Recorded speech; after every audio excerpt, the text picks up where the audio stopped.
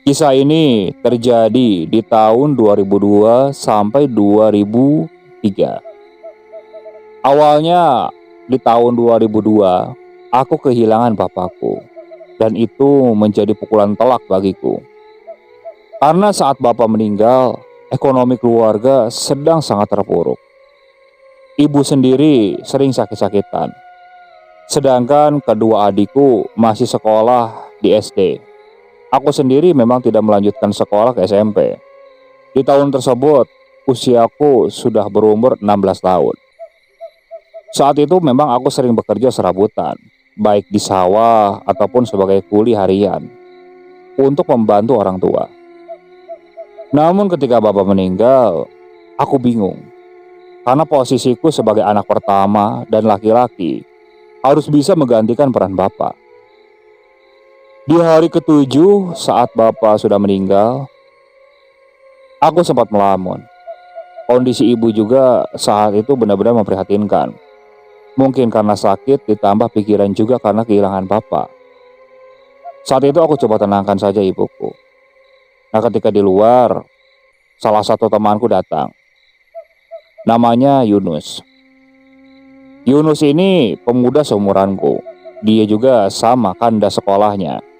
Nah, tapi dia pernah ikut bapaknya untuk bekerja keluar kota.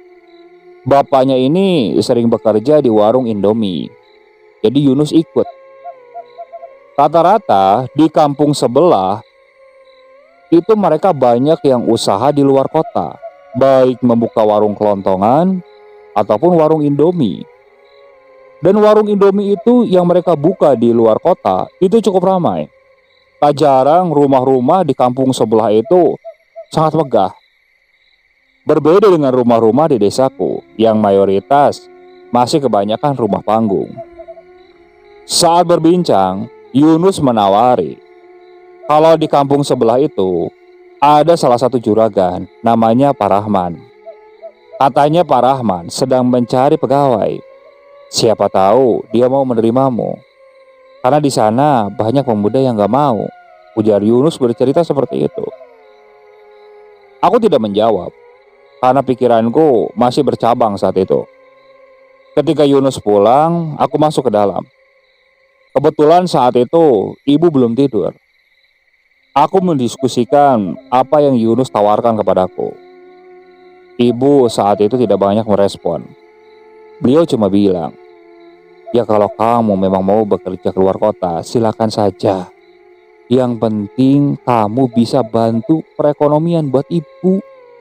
Ibu sudah tidak bisa apa-apa." Mendengar jawaban ibu seperti itu, aku serba bingung juga.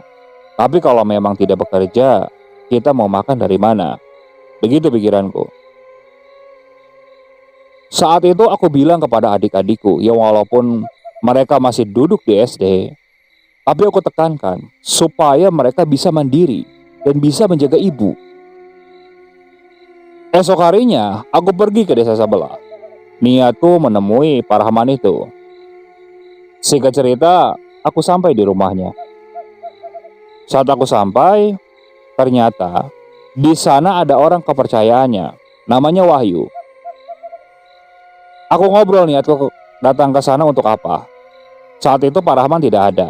Katanya 3 hari kemudian dia baru pulang. Dia habis dari luar kota katanya. Jadi tak ada kejelasan saat itu aku bisa bekerja atau tidak. Aku pulang dulu. 3 hari kemudian aku kembali ke sana.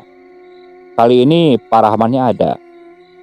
Kulihat Pak Rahman ini tampak orangnya sangar. Mukanya garang, berkumis. Namun ketika aku berkenalan dan duduk, semua itu berubah. Karena ketika berbicara, orangnya sangat sopan. Bahkan kalau aku dengarkan dari kata-katanya, dari cara ngomongnya, orang ini sangat bijaksana. Di situ aku jelaskan semuanya. Kalau aku ingin bekerja karena butuh biaya untuk ibuku dan adik-adikku. Pak Rahman saat itu diam sejenak. Dia nengok ke orang kepercayaannya, yaitu Pak Wahyu.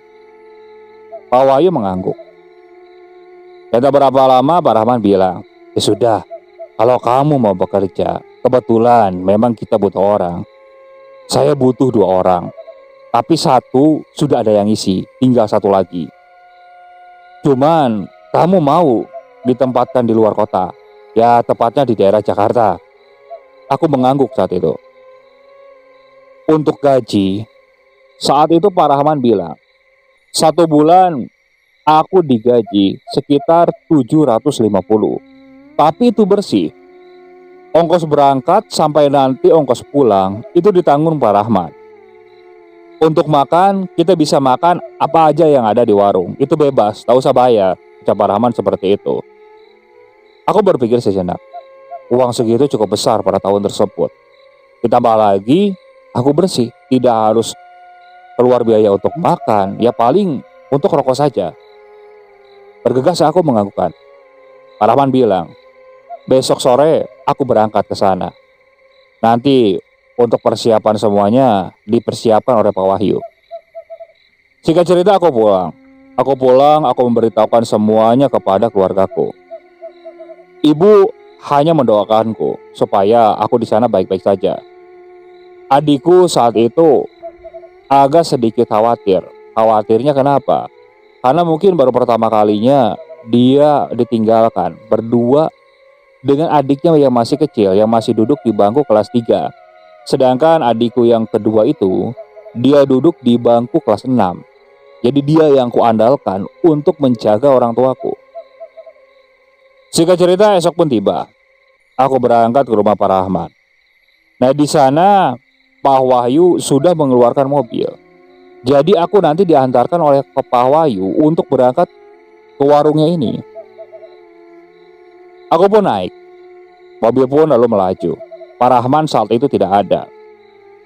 Di sepanjang perjalanan, Pak Wahyu ngobrol. Dia menjelaskan kalau Pak Rahman ini orangnya baik. Pokoknya sangat perhatian kepada karyawannya. Dan dia bilang supaya aku tidak mengecewakan. Satu lagi katanya, aku bekerja di sana itu paling lama 3 bulan. Jadi sudah 3 bulan, aku baru boleh pulang. Pulang paling 1 sampai 2 mingguan. Nah nanti balik lagi ke sana katanya. Aku hanya mengangguk saat itu. Dan Pak Wahyu juga menjelaskan, yang bekerja di warung itu sudah ada 5 orang. Cuman masih butuh 2 orang. Satunya sudah ada yang ngisi dan 1 lagi aku. Jadi katanya, siang ini yang bekerja 3 orang, malam 3 orang. Sedangkan 1 orang ini adalah orang yang dipercayai untuk membeli bahan-bahan. Jadi orang itu tugasnya hanya membeli bahan-bahan saja. Sedangkan yang 3 bekerja seperti biasanya. Aku saat itu belum terlalu mengerti tugasku apa di sana.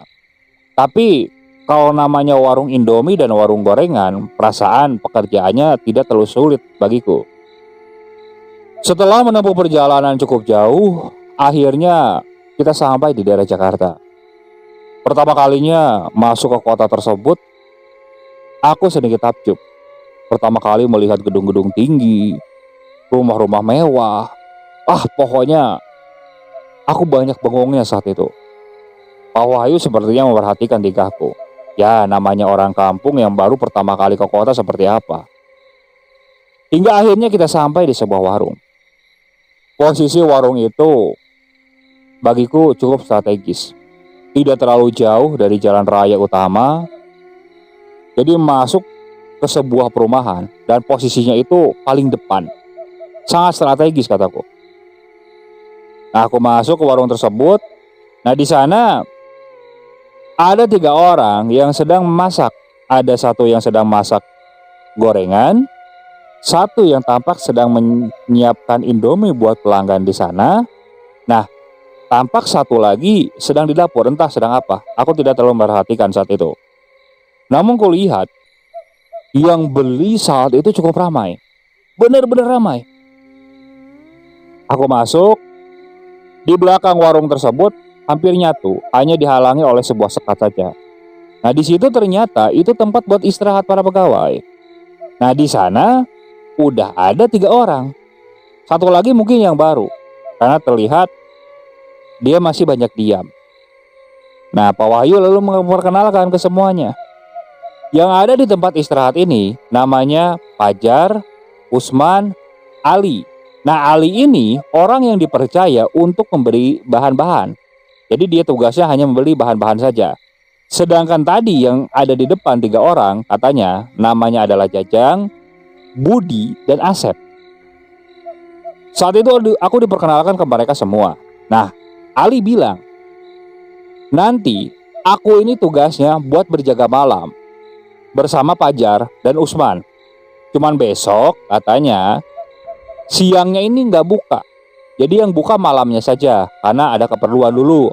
Ada yang harus dibereskan katanya. Nanti tukeran, yang sekarang malam yang 3 orang itu mereka akan pindah ke siang. Aku hanya mengangguk saat itu.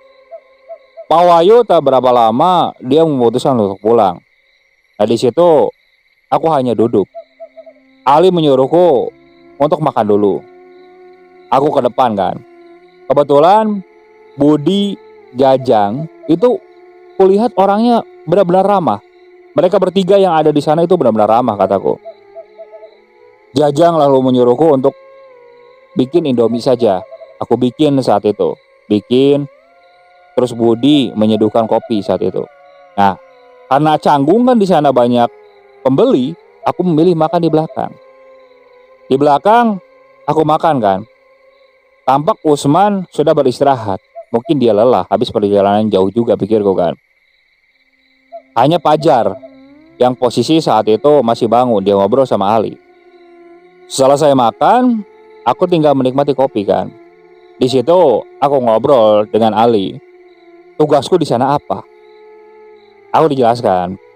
Katanya kalau memang aku belum bisa bikin gorengan, tugasku hanya bikin kopi saja. Karena pelanggan di sini ini benar-benar rame, tidak ada sepinya. Jadi sangat sibuk lah. Yang bikin gorengan. Paling kalau memang nggak bisa bantu goreng, bantu bahanin saja. Kata Ali seperti itu. Aku hanya mengangguk. Berarti tugasku bahasanya fleksibel. Bantu sana sinilah. Setelah kopi habis, aku memutuskan untuk beristirahat. Malam itu, aku langsung tidur. Di dalam mimpiku saat itu, aku di posisi yang sama, tidur di situ. Oh iya, satu lagi. Di area tidur tersebut itu tidak ada kasur, hanya bantal dan tikar saja. Jadi kita tidur saling berpinggiran saja seperti itu. Sedangkan kamar mandinya itu berada di samping. Kita harus keluar dulu dari bangunan tersebut. Nah, di samping bangunan itu baru adalah kamar mandi. Kamar mandinya masih menggunakan sumur timba. Nah, pada saat itu di dalam mimpi, posisinya aku tidur di tempat tidur tersebut. Nah, aku melihat di atas ada sosok yang berdiri. Saking tingginya ini, aku melihat kepalanya ini sampai menyentuh langit-langit. Saat itu kulihat matanya berwarna merah, taringnya panjang, tangannya juga panjang, seluruh tubuhnya ini hitam, rambutnya juga panjang. Sosok itu seakan menyeringai ke arahku. Dan saat itu aku langsung terbangun. Tapi ketika aku bangun, selintas aku masih melihat sosok itu ada di sana. Tapi aku tidak bisa apa-apa. Suaraku tidak bisa keluar, hanya tertahan di tenggorokan. Aku tidak bisa teriak. Mataku memang terbuka. Aku nengok ke kanan, posisi Fajar itu tidur. Di sebelah kiri Ali juga tidur. Tapi aku tidak bisa menggerakkan tangan. Mulutku juga terkunci. Sosok itu hanya menyeringai dan tak berapa lama langsung menghilang. Begitu sosok itu menghilang, tubuhku langsung bisa digerakkan. Tapi dadaku ini terasa sesak. Sesak ngap saat itu. Aku langsung duduk. Tak terasa keringat langsung berkucuran saat itu. Aku ngos-ngosan. Mungkin ada sekitar 5-7 menitan. Budi masuk. Melihat aku yang belum tidur, dia menyapa. Kenapa Kang belum tidur? Tadi kebangun. ada nyamuk. Aduh, jadi nggak nyenyak. Oh ya udah, nih istirahat lagi, gak apa-apa. Ucap Budi seperti itu kan. Aku hanya mengangguk. Setelah itu, aku merebahkan diri dulu. Beberapa lama kemudian, aku kembali terpejam. Esok harinya, aku bangun.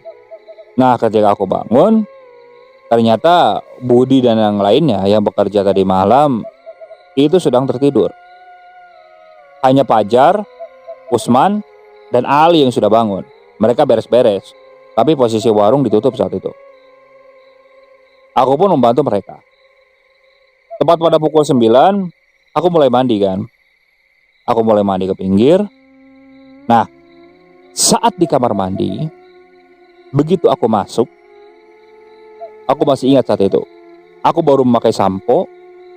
Nah, di situ tiba-tiba aku mencium. Aku mencium bau bangkai yang cukup menyengat. Awalnya aku pikir mungkin itu tikus kan, atau sampah yang belum dibuang. Pikirku seperti itu. Tapi kok lama-lama tambah menyengat. Hampir mirip seperti bau bangkai. Aku bahan saat itu langsung memegangi perut kan. Memegangi perut. Nah, ketika aku hendak nengok di pojokan kamar mandi, di situ aku melihat ada sosok. Wajahnya hancur. Kalau pakaiannya pakaian normal, seperti pakaian manusia pada umumnya. Cuman yang membedakan saat itu wajahnya. Wajahnya benar-benar hancur. Saat itu aku langsung mundur dan sampai menyentuh bak. Aku langsung memejamkan mata saat itu, takut. Namun saat aku buka mata kembali, sosok itu sudah tidak ada. Cepat-cepat aku selesaikan mandiku kan. Aku langsung keluar. Wajahku sedikit ketakutan saat itu. Nah, saat aku hendak masuk, aku berpapasan dengan Usman. Usman bertanya, "Kang, kenapa?" Enggak kenapa-napa. Tadi itu aku lihat tokek. Takut. Ucapku berbohong saat itu. Oh, ucap Usman hanya seperti itu. Nah, dia lalu pergi ke kamar mandi. Aku masuk kan. Dan ternyata Jajang sudah terbangun saat itu. Sudah bangun, dia sedang ngopi. Aku memakai baju dan setelah itu ngobrol dengan mereka. Pada pukul 5, di situ aku mulai membantu di depan untuk menyiapkan bahan-bahan.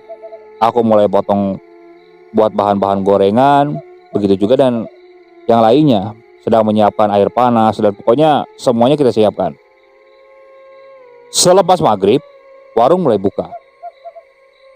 Aku ingat saat itu, mungkin belum sampai 10 menit warung dibuka.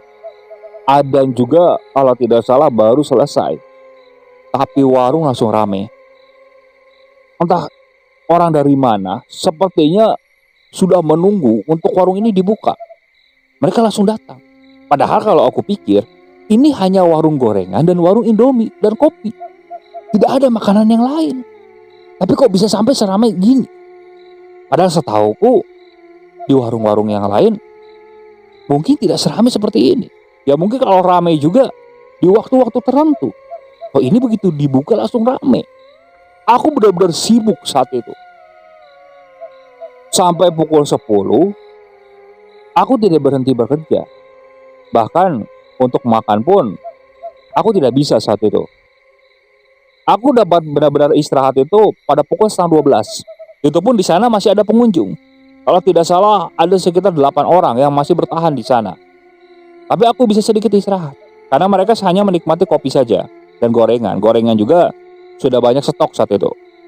Nah, Pajar saat itu menyuruhku untuk beristirahat sejenak. Aku mengangguk. Nah, aku memilih untuk bikin Indomie kan, bikin Indomie dan makan. Saat itu aku makan di depan bersama pengunjung, tidak di belakang, karena khawatirnya kan teman-teman yang lain sedang istirahat dan keganggu. Pikirku seperti itu. Nah, di sela-sela aku sedang makan, ekor mataku ini melihat di depan warung, tepat di pinggir jalan perumahan tersebut, aku melihat sosok tinggi besar hitam itu berdiri. Itu berdiri. Nah, di situ aku melihat tangannya ini dia melambai. Posisinya memang tidak menghadap ke arahku, tapi menghadap ke arah perumahan tersebut. Tangannya melambai. Otomatis aku langsung merhatikan kan. Sosok itu menggerakkan tangannya seperti memanggil sesuatu. Dan tak berapa lama, ya mungkin hanya persekian detik, 15 detikan lah, sosok itu langsung menghilang. Tapi mendadak banyak kembali pelanggan yang datang. Otomatis saat itu aku langsung pindah tempat kan. Cepat-cepat aku menyelesaikan makan. Selesai makan aku langsung membantu teman-temanku yang lain. Bahkan saat itu aku benar-benar bisa istirahat itu pada pukul 2:30. Yaitu pun kategorinya tidak benar-benar sepi. Masih ada yang bertahan di sana hanya untuk sekedar ngopi dan ngobrol. Saat itu kulihat teman-teman yang lain juga sudah sangat kelelahan. Aku juga tak kuasa saat itu menahan rasa kantuk mataku. Mungkin baru pertama kalinya aku bergadang sampai pukul segini. Padahal biasanya saat di kampung aku tidak pernah bergadang sampai subuh. Mungkin paling lamanya sampai pukul 1. Ini Pak, sampai pukul 2:30 aku masih melek. Dengan posisi bekerja juga. Jadi aku belum bisa beradaptasi dengan situasi seperti ini. Di sela-sela aku menahan kantuk, nah selintas aku melihat kembali sosok yang wajahnya rusak itu. Dan kini dia duduk di samping pelanggan yang sedang ngopi. Awalnya kan aku ragu. Aku sempat menajamkan mataku, tapi sosok itu masih ada. Kebetulan Usman berada di sampingku. Aku sentuh pundak si Usman. Aku beri kode supaya dia melihat ke arah sana. Namun ketika aku melihat kembali ke arah sosok tersebut, sosok itu sudah tidak ada, hilang. Aku langsung mengucek-ngucek mata, bahkan bangkit dari dudukku untuk memastikan keberadaan sosok itu. Sosok itu hilang, entah kemana. Jadi saat itu aku duduk kembali kan. Pada pukul 3, Ali bangun. Ali menghampiri kami. Katanya kalau mau istirahat gantian saja. Yang penting tetap ada yang standby. Aku hanya mengangguk saat itu. Dan ternyata Ali pergi untuk ke pasar saat itu. Dia berniat untuk membeli bahan-bahan. Singkat cerita, pagi pun tiba. Pada pukul 6, nah kita mulai gantian shift. Memang saat itu buat bahan gorengan sudah kita bahankan. Jadi tinggal siap menggoreng saja. Jadi tugas Budi, Jajang, dan Asep itu mereka hanya melanjutkan saja. Nah kita mulai masuk ke belakang untuk beristirahat. Di situ aku memutuskan untuk mandi dulu kan, biar seger. Nah mandi, aku langsung tidur. Tak berapa lama aku merebahkan diri, memang aku langsung terlelap. Di tengah-tengah tidurku, aku kembali melihat sosok yang rusak tersebut. Nah, kali ini posisinya aku berdiri di depan warung. Sosok itu berdiri di hadapanku. Tidak hanya satu. Kalau tidak salah, saat itu ada 5 sosok seperti itu. Mereka berdiri di hadapanku. Dan mereka bilang, "Kamu kalau mau selamat, jangan di sini. Pergi sebelum 3 bulan." Ucapnya seperti itu. Dan setelah itu aku tidak ingat aku mimpi apa. Namun hanya sepenggalan mimpi itulah yang aku ingat. Padahal saat itu aku tidak langsung bangun. Aku baru bangun itu pada pukul 3. Pada pukul 3 sore aku bangun. Di luar aku seperti mendengar para pelanggan yang cukup ramai. Aku hanya langsung duduk saat itu. Duduk. Posisi Fajar dan Usman juga masih terlelap. Hanya Ali yang saat itu tampak sedang mendengarkan Walkman kesayangannya. Lihat aku bangun, si headsetnya ini dia copotkan kan. Udah istirahat lagi, biar malam segeran, Ucap Ali seperti itu. Aku hanya mengangguk sambil tak menjawab. Aku hanya duduk sambil memikirkan mimpi tadi. Pada pukul 5, aku mulai membersihkan diri. Fajar dan Usman pun sudah bangun. Aktivitas kami malam sekarang hampir sama seperti malam kemarin. Benar-benar sibuk. Dan tepat ketika pukul setengah 12, aku melihat kembali sosok besar itu berdiri, melambaikan tangannya seperti itu. Tapi hanya selintas saja. Hanya bersekian detik dan langsung hilang. Dan pada pukul 1, entah kenapa saat itu perutku sangat sakit. Aku ingin ke kamar mandi saat itu. Aku izin kepada teman-teman untuk pergi dulu sejenak. Aku pergi ke belakang. Aku timba dulu sumur saat itu. Nah, saat sedang menimba sumur, entah kenapa bulu kuduku langsung berdiri saat itu. Dan aku langsung mencium ada aroma bau kemenyan yang cukup menyengat. Awalnya aku biarkan kan. Tapi lama-kelamaan jadi penasaran. Kok di tempat seperti ini bisa bau kemenyan? Pikirku seperti itu kan. Di saat aku sedang mencari sumber bau menyan ini, selintas aku melihat seperti ada kepulan asap kecil. Posisinya itu berada di belakang sumur. Aku muter di sumur, dan di situ aku melihat di belakang sumur ada sebuah nampan. Isinya ini ada bunga kemenyan yang masih menyala di dekat seperti kapas kelapa. Disimpan di situ kemenyannya. Terus ada kopi, teh, dan air putih. Terus rokok serutu saat itu. Di situ aku bingung siapa yang menyediakan sesajen di sini. Di tengah-tengah aku sedang ngelongo dan memperhatikan sesajen tersebut. Tiba-tiba aku dikagetkan. Tepat di samping sesajen tersebut, tiba-tiba aku melihat ada sebuah kaki hitam, kukunya panjang dan dipenuhi oleh bulu. Otomatis pandanganku langsung mencari siapa memilih kaki ini. Kuarahkan ke atas. Nah, ketika kuarahkan ke atas, tampak sosok itu tinggi besar, sedang jongkok. Saking bertinggi dan besarnya, jongkoknya saja, aku masih menanggap. Kaki dengkulnya ini, itu posisinya di atas kepalaku. Aku melihat sosok ini yang tinggi besar hitam yang kulihat di depan warung melambai-lambai. Sosok itu hanya tersenyum dan menggerakkan tangannya, seakan menyuruhku untuk pergi. Tanpa pikir panjang saat itu aku langsung berlari ke depan. Rasa sakit perutku mendadak hilang seketika saat itu. Karena rasa takut yang luar biasa. Aku lari ke depan. Di depan, Fajar melihatku. Kamu kenapa? Aku hanya menggeleng. Cepat-cepat. Aku saat itu membantu Usman yang sedang menggoreng gorengan.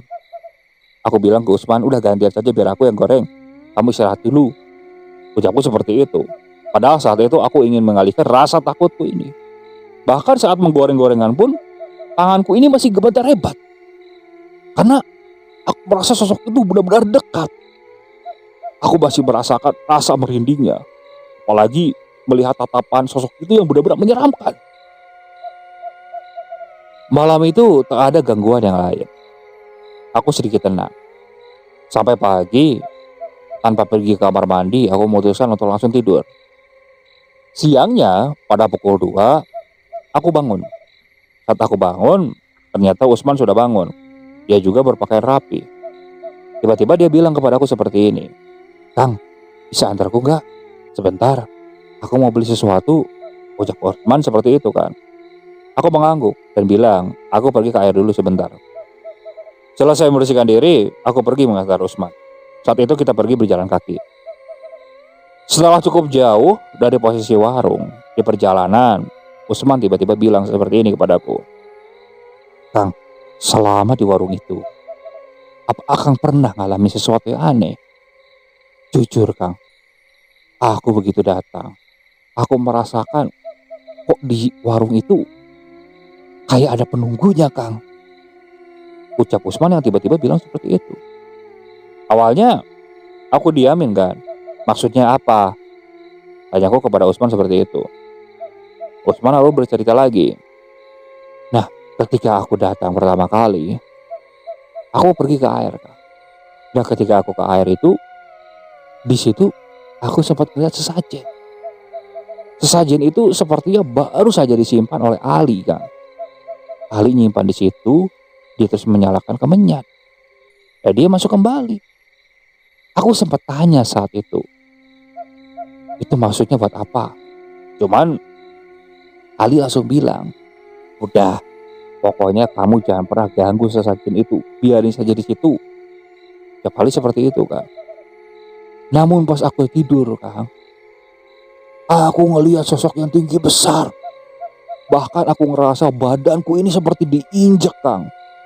Sosok itu sambil tertawa terbahak-bahak, kakinya diinjakkan kepada tubuhku, Kang. Aku tidak bisa gerak, aku tidak bisa teriak sama sekali, Kang. Mendengar ucapan dari Usman seperti itu, oh sama ceritanya. Seperti pertama kali aku tidur di warung itu.